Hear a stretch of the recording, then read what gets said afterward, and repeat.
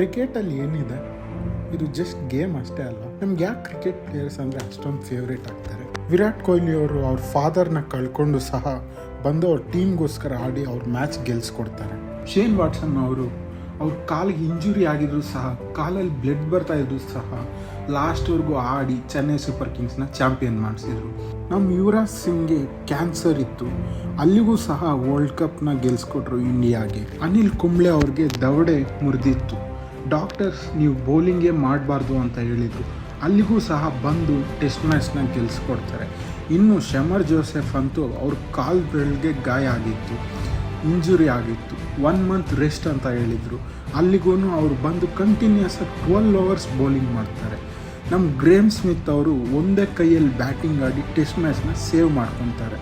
Glenn Maxwell ಅವರಂತೂ ಒಂದೇ ಕಾಲಲ್ಲಿ ಬ್ಯಾಟಿಂಗ್ ಆಡಿ ಆಸ್ಟ್ರೇಲಿಯಾನ ಆಫ್ಘಾನಿಸ್ತಾನ ಮೇಲೆ ಗೆದ್ದು ಮತ್ತೆ ವರ್ಲ್ಡ್ ಕಪ್ ಗೆಲ್ಲೋ ಹಂಗೆ ಮಾಡ್ತಾರೆ. ಇನ್ನು ಧೋನಿ ಅವರಂತೂ ಲಾಸ್ಟ್ 3 ಸೀಸನ್ಸಿಂದ ತಮ್ಮ ಕಾಲ್ಗೆ ಇಂಜುರಿ ಆದರೂ ಸಹ ಫ್ಯಾನ್ಸ್ಗೋಸ್ಕರ ಆಡ್ತಾ ಇದ್ದಾರೆ.